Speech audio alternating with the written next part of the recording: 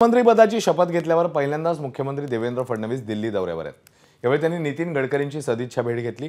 आता फडणवीस राजनाथ सिंग यांच्या घरी दाखल झाले आहेत। थोड्याच वेळात उपमुख्यमंत्री अजित पवारही पोहोचणार आहेत दिल्लीमध्ये। शपथ घेतल्यावर दिल्लीत फडणवीस आणि अजित पवार भाजपच्या वरिष्ठ नेत्यांची सदिच्छा भेट घेत आहेत। दरम्यान यावेळी मंत्रिमंडळ विस्तारासंदर्भात चर्चेची शक्यता आहे, तर एकनाथ शिंदे दिल्लीला जाण्याची शक्यता कमी आहे अशी माहिती मिळते।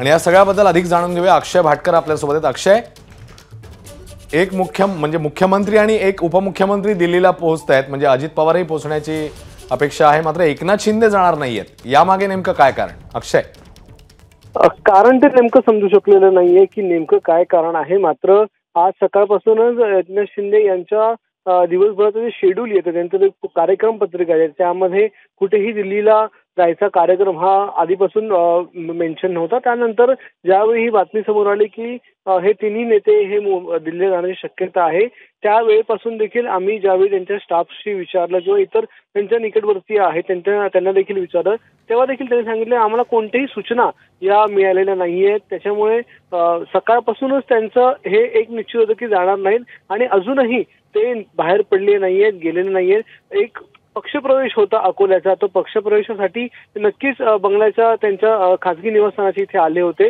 मात्र त्यानंतर पुन्हा ते निवासस्थानी गेलेले आहेत आणि आराम करतायत। सध्या तरी कोणीही भेटायला किंवा कोणालाही भेटत नाहीयेत, त्यामुळे सध्या तरी ते घरीच आहेत आणि दिल्लीला जायची शक्यता ही फार कमी आहे, असं हे एकूण आता सकाळपर्यंत पासून ते आतापर्यंत चित्र जे आहे त्यातून हेच दिसतंय की एकनाथ शिंदे हे दिल्लीला जाणार नाहीत। केवळ अजितदादा आणि देवेंद्र फडणवीस हे दोनच नेते जे आहेत ते सध्या दिल्लीला गेलेले आहेत।